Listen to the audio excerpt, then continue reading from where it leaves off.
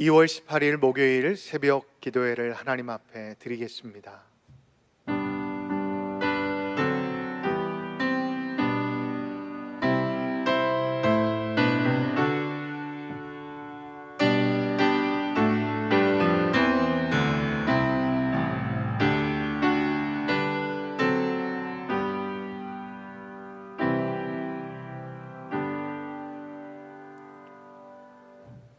다 같이 사도신경으로 우리의 신앙을 고백하겠습니다. 나는 전능하신 아버지 하나님 천지의 창조주를 믿습니다. 나는 그의 유일하신 아들 우리 주 예수 그리스도를 믿습니다. 그는 성령으로 잉태되어 동정녀 마리아에게서 나시고 본디오 빌라도에게 고난을 받아 십자가에 못 박혀 죽으시고 장사된 지 사흘 만에 죽은 자 가운데서 다시 살아나셨으며 하늘에 오르시어 전능하신 아버지 하나님 우편에 앉아 계시다가 거기로부터 살아있는 자와 죽은 자를 심판하러 오십니다. 나는 성령을 믿으며 거룩한 공교회와 성도의 교제와 죄를 용서받는 것과 몸의 부활과 영생을 믿습니다. 아멘. 다 같이 찬송 545장 찬양하겠습니다. 545장입니다.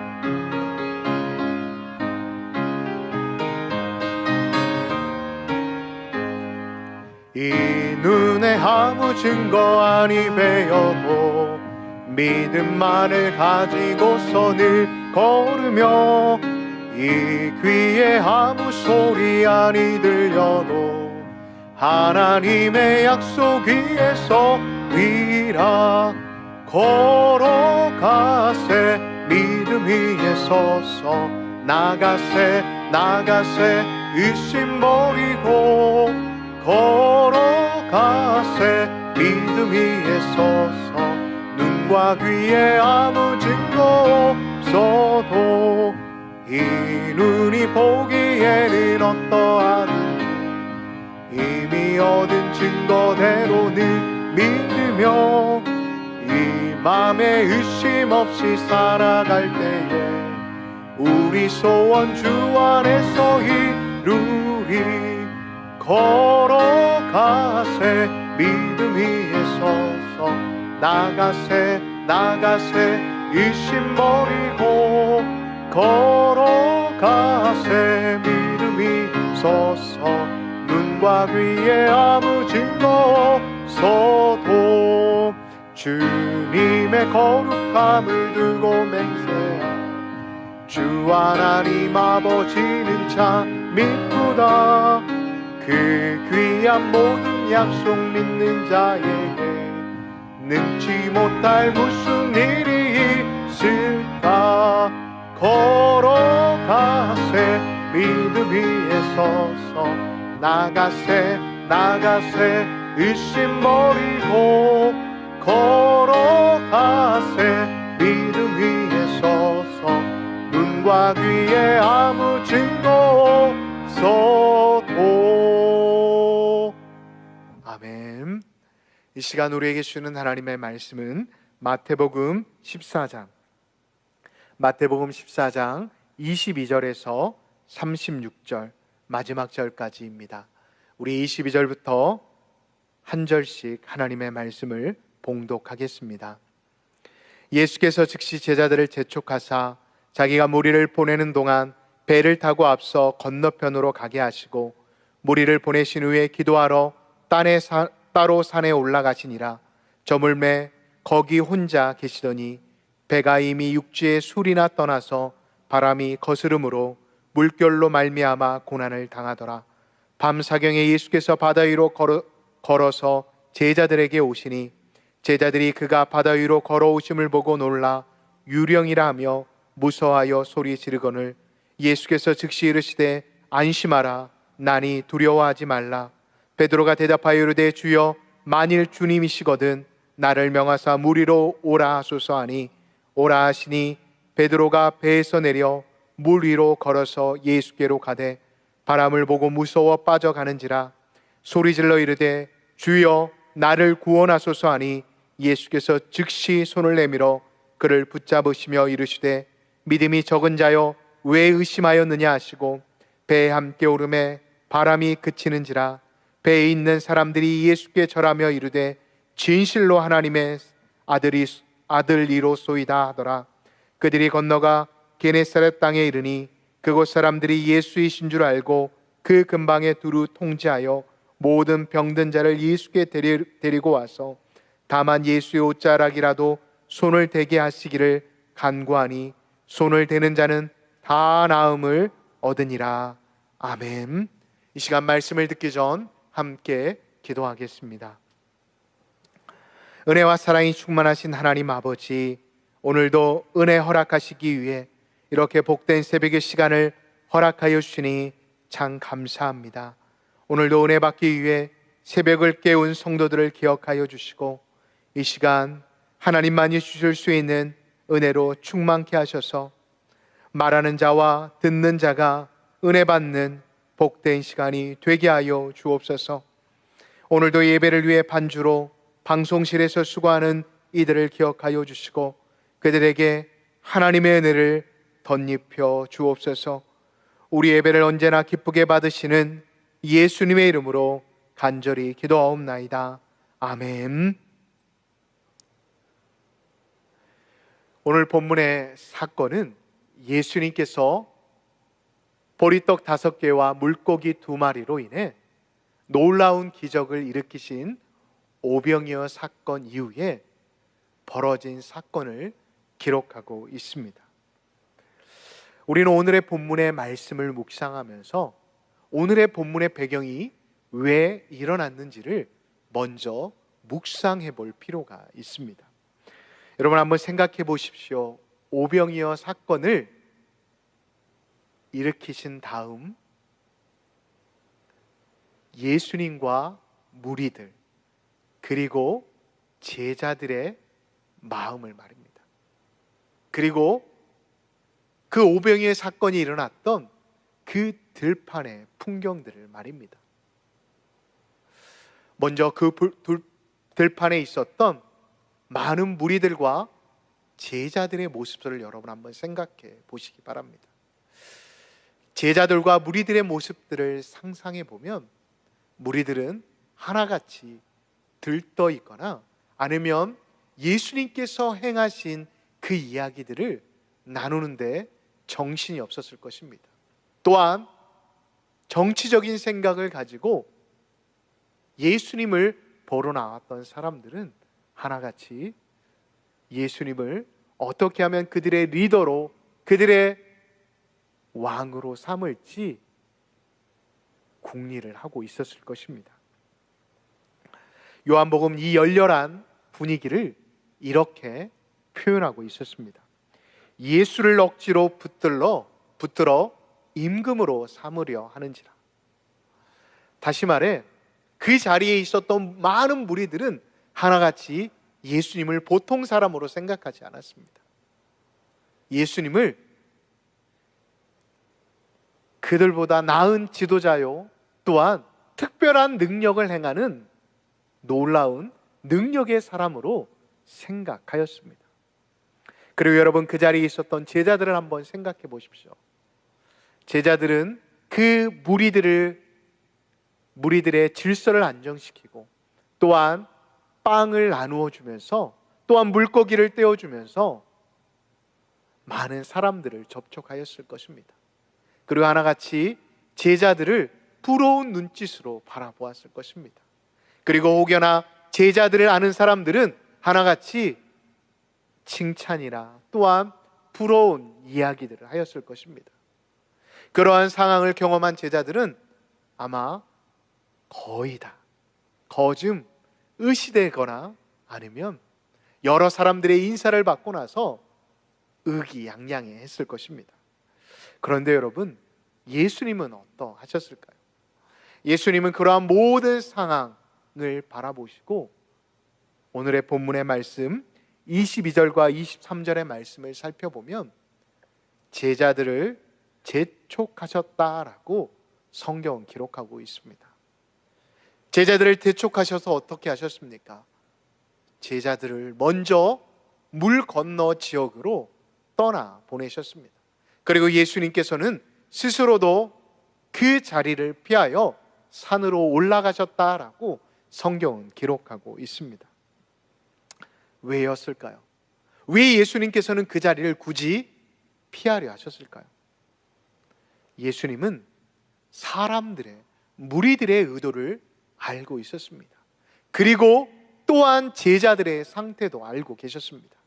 그래서 즉시 무리들을 흩어보내시고 제자들 역시도 그 무리들과 합세하지 않도록 제자들을 배에 태워 물 건너 지역으로 떠나 보내셨던 것입니다. 우리는 근 1년 동안 코로나로 인해 세계의 도처는 방역 문제로 인해 발생된 여러 경제 문제로 인해 신음하고 있습니다. 국가들 역시도 어떻게 하면 이 코로나를 극복하고 경제를 회복시키는가가 가장 큰 과제입니다. 그러다 보니 모든 정치인들은 하나같이 국민들의 경제적 살림, 빵의 문제를 자신이 해결할 수 있다라고 이야기하며 자신을 세워달라고 말을 합니다. 다시 말해 빵에 대한 문제는 비단 오늘날의 문제뿐만 아니라 2000년 전 예수님 당시에도 군중들의, 무리들의 문제였습니다. 다시 말해 경제적인 문제를 해결할 수만 있다라고 한다면 언제든 자신들을 앞에 있는 능력 있는 사람을 리더나 또한 왕으로 세울 준비가 무리들은 되어 있었습니다. 성도 여러분, 그런데 예수님은 왜 이 땅에 오셨습니까? 예수님은 단지 우리의 육체의 질병, 빵의 문제를 해결해 주시기 위해 이 땅에 오셨습니까? 아닙니다. 예수님은 단지 우리 눈에 보이는 어떠한 문제를 해결해 주시려 이 땅에 오시지 않으셨습니다. 그것은 예수님 자신이 누구이신지를 보여주시기 위한 하나의 수단이었지, 그 목적을 위해 예수님은 이 땅에 오시지 않으셨습니다. 예수님이 이 땅에 오신 이유는 우리가 잘 알고 있다시피 그분이 희생하심으로 인해, 그분이 십자가에 달려 돌아가심으로 인해 우리의 죄가 사함받아 우리와 하나님과의 관계를 회복시켜 주시기 위해 예수님은 이 땅 가운데 오셨습니다. 다시 말해 하나님의 아들이셨음에도 불구하고 친히 이 육체를 입으시고 이 땅 가운데 오셨다라는 것입니다. 그런데 군중들은, 제자들은 여전히 이 땅에서 기적을 행하시는 예수님에게만 초점이 맞추어져 있었습니다. 그래서 예수님께서는 급히 이러한 무리들과 제자들을 떼어놓으시고 그들을 흩어버리셨던 것입니다. 이 사실을 통해 우리가 깨달아야 할 사실은 무엇일까요? 이 땅을 살아가는 우리 역시도 땅의 문제에만 정신을 쏟고 살아간다라고 한다면 하나님은 무리들을 흩으셨던 것처럼 우리들 역시도 흩어버리신다라는 것입니다. 무리들을 흩으시고 제자들을 재촉하신 예수님은 제자들과 그 상황들, 오병이어의 상황들을, 그리고 왜 흩으셨는지에 대해 이야기하지 않으시고 홀로 따로 떨어져 기도하러 산에 올라가셨습니다. 이 사실은 우리에게 또 하나를 깨닫게 해줍니다. 우리 그리스도인들은 하나님과 교제하며 기도하는 사람들이라는 것입니다. 일이 잘 될 때나 어려울 때나 우리는 하나님 앞에, 누구 앞에요? 하나님 앞에 나아가서 그분의 뜻과 길을 물어야 한다는 것입니다. 예수님은 이 사실을 가르치시고자 무리들을 흩으시고 제자들을 먼저 배에 태워 먼 곳으로 가게 하셨던 것입니다. 사랑하는 성도 여러분, 우리 역시도 예수님의 이러한 모습을 본받아야 합니다. 우리 역시도 하나님과 교제함으로 하나님의 손을 놓지 않아야 한다는 것입니다. 우리의 상황 가운데 펼쳐져 있는 많은 어려움과 문제 가운데 우리가 함몰되어 있거나 또는 우리가 받은 은혜가 너무나 커서 그 문제에 우리의 모든 시선이 맞춰져 있기보다 왜 우리에게 이런 어려움을 왜 우리에게 이렇게 은혜를 허락하셨는지를 먼저 하나님 앞에 아뢰며 하나님께서 그것들을 우리에게 허락하신 이유들을 먼저 깨달아야 한다는 것입니다. 사랑하는 성도 여러분, 무엇보다도 우리의 삶의 자리 가운데 어려움이 있으십니까? 우리의 삶의 자리 가운데 예기치 않은 기쁨과 은혜들이 있으십니까? 그렇다면 먼저 사람들에게 그것들을 나누지 마시고 조용한 시간에 조용한 공간에서 하나님과 나눔으로 인해 하나님께서 그것들을 왜 여러분들에게 허락하셨는지를 점검하실 수 있는 믿음의 사람들이 되시기를 예수님의 이름으로 축복합니다. 오늘 본문 24절 이후를 보면 예수님께서 홀로 기도하시는 동안 제자들의 상황은 어떠하였습니까? 갈릴리 호숫가 한가운데로 가자마자 물결이 치기 시작하였습니다. 바람이 얼마나 심하게 불었는지 오랜 뱃생활을 하였던 이 제자들도 당황하였습니다. 얼마나 고생했는지 물 위로 걸어오시는 분이 예수님이었음에도 불구하고 이 제자들은 예수님을 알아보지 못할 정도였습니다. 여러분, 저는 이 말씀을 묵상하면서 저에게 한번 적용해 보았습니다.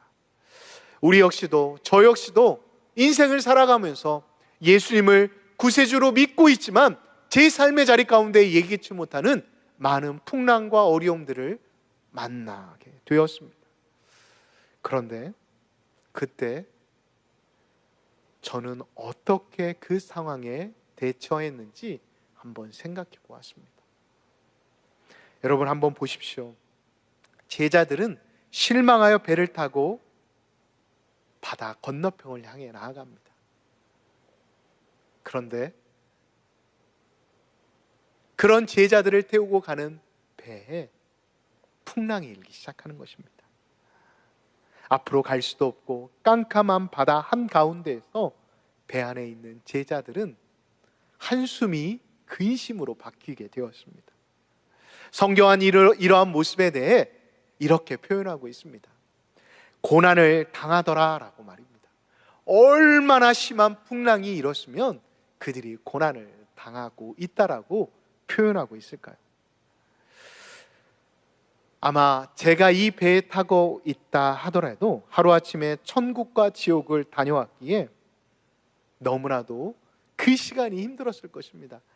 아니, 거기에만 있었어도 지금 이러한 고난을 당하고 있지 않을 텐데 왜 예수님은 이곳 가운데 우리를 보내셔서 이러한 고난을 당하게 하시는 걸까라는 예수님에 대한 원망과 함께 그냥 자포자기로 그 배에 있지 않았을까 생각해 보았습니다. 그러한 때 누가 찾아오십니까? 바로 예수님이 제자들을 향해 찾아오십니다. 왜요? 제자들의 상황을 다시 한번 말씀드리겠습니다. 배를 타고 오기 전 제자들은 육지에서 배고픔의 문제를 해결하기에 위기 중에 승리와 기적의 환호성을 속으로 울렸을 것입니다. 그러나 몇 시간이 되지 않아 바다 한복판에서 길을 잃어 앞을 향해 나아가지 못하고 있습니다.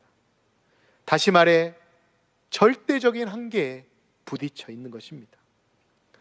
이것이 바로 우리의 인생의 문제이지 않나 생각해 보았습니다. 사람이 가진 한계임을 예수님께서는 제자들을 통해 제자들뿐만 아니라 우리들에게 말씀하고 계시는 것입니다. 그런데 그때 25절을 보면 예수님께서 제자들을 향해 나아오십니다. 왜요? 제자들을 건져주시기 위해서도 나오셨지만 예수님께서는 예수님이 누구이신지를 그 한계를 통해 인간이 극복할 수 없는 그 한계를 통해 자신이 누구인지를 말씀해 주시기 위함이었습니다. 다시 말해 자연과 현상을 초월하시는 주님의 능력을 보여주심으로 인해 그들이 그토록 따라다니는 예수가 누구인지를 제자들에게 말씀해 주시기 위함입니다. 그런데 제자들은 무엇라고 예수님을 향해 말합니까? 유령이다라고 말을 합니다. 그런 제자를 향해 예수님은 자신이 누구이신지를 드러내십니다. 그러자 제자 중 하나였던 베드로는 28절을 통해 자신이 예수님이라면 무리를 걸어보겠다라고 이야기를 합니다. 그리고는 베드로는 믿음으로 첫 발을 내디뎠습니다. 그런데 놀라웠게도 무리를 걸어가는 것입니다. 그런데 얼마 가지 않아 그는 어떻게 됩니까? 물에 빠져버리고 맙니다. 왜요? 그는 지금 자신을 향해 불어오는 바람, 그리고 자신을 향해 밀려오는 물결에 그만 그의 믿음이 사라지고 말았기 때문이었습니다. 그런데 여러분, 그 전, 물에 빠지기 전의 상황을 생각해 보십시오. 그는 주님은 바라보고 나아갈 때 바람이 불어오고 또한 풍랑이 일었어도 꿋꿋이 나아갔습니다. 그런데 그의 시선이 주님께로부터 벗어나기 시작하자 어떻게 되었습니까? 곧 바람과 물결에 의해 그의 믿음이, 그의 발이 물속으로 빠져버리는 것을 성경은 기록하고 있습니다. 그러자 베드로가 어떻게 합니까? 다급히 이렇게 고백합니다. 주여 나를 구원하소서. 여러분, 우리도 다급하고 어려울 때, 그리고 두려움에 휩싸일 때 베드로처럼 소리쳐야 합니다. 주님 나를 구원해 주옵소서라고 말입니다. 그러자 어떻게 합니까? 예수님께서는 급히 베드로의 손을 잡아 구원해 주십니다. 저는 이 말씀을 묵상하면서 감동이 되었습니다. 왜냐하면 저 역시도 힘들고 어려운 때를 지날 때 나의 주님께서 언제나 나의 손을 붙잡아 주셨기 때문이었습니다. 사랑하는 성도 여러분, 우리 주님은 어떠한 주님이십니까? 사랑의 주님이십니다.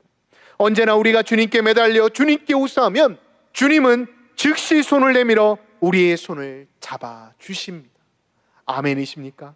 인생의 바다를 향해 가다가 바람이 거슬려 또한 물결이 높이 일어난다 할지라도 주님은 언제나 우리가 주님 나를 구원해 주십시오라고 요청을 하면, 기도하면 하나님은 그 위기 순간에 나를 안아주시고 그 크신 팔을 내밀어 우리를 구원해 주심을 믿으시기 바랍니다.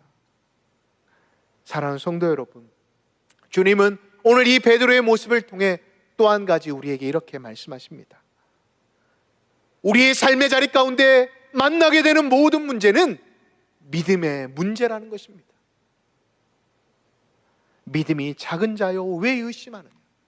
사랑하는 성도 여러분, 코로나로 인해 건강의 문제로 또한 경제적인 문제로 인해 더 힘든 시간들을 보내고 계십니까? 그렇다면 우리의 믿음을 한번 점검해 보시기 바랍니다. 내가 정말 네 삶의 자리 가운데 불어오는 바람과 물결에 나의 시선을 주님으로부터 빼앗기고 있지 않나 말입니다. 사랑하는 성도 여러분, 오늘 베드로를 통해 우리에게 이렇게 주님께서는 말씀하십니다. 사랑하는 딸아, 사랑하는 아들아, 혹시 너희들이 지금 믿음이 부족하지는 않니? 라고 말입니다. 다시 한번 오늘의 말씀을 통해 우리에게 주신 믿음, 우리에게 주신 약속, 우리에게 주신 말씀을 붙잡고 한 걸음 한 걸음 나아가실 수 있는 복된 하나님의 사람들이 되시기를 예수님의 이름으로 축복합니다. 여러분, 그렇습니다. 예수님께서 배에 오르시게 되자 바람과 물결은 어떻게 됩니까? 곧 잠잠하게 되었습니다. 그 사실을 성경은 분명히 32절과 33절의 말씀을 통해 우리에게 말씀하고 계십니다. 그렇습니다.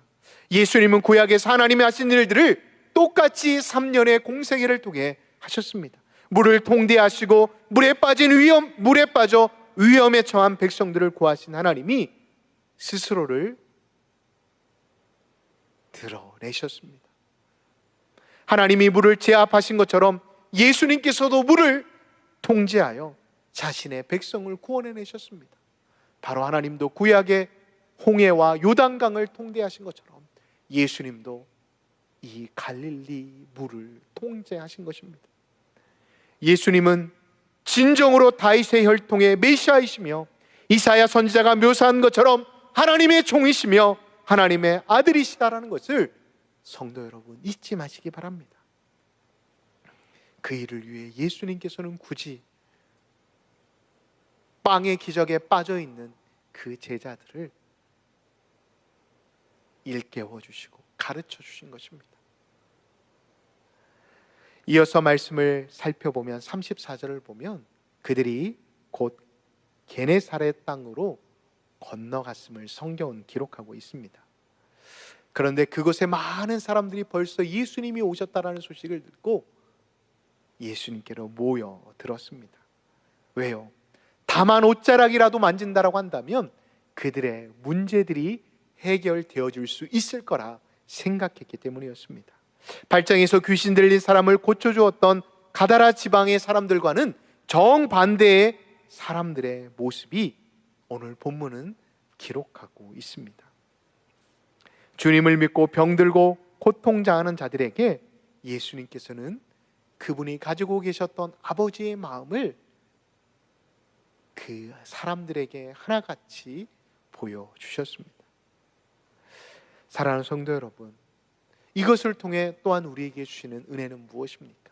이렇게 예수님을 하나님의 아들이요 주님이신 줄 알고 영접하는 자들에게는 하나님께서는 그들의 삶의 문제를 해결해 주신다라는 것을 하나님께서는 또한 우리에게 말씀하고 계십니다.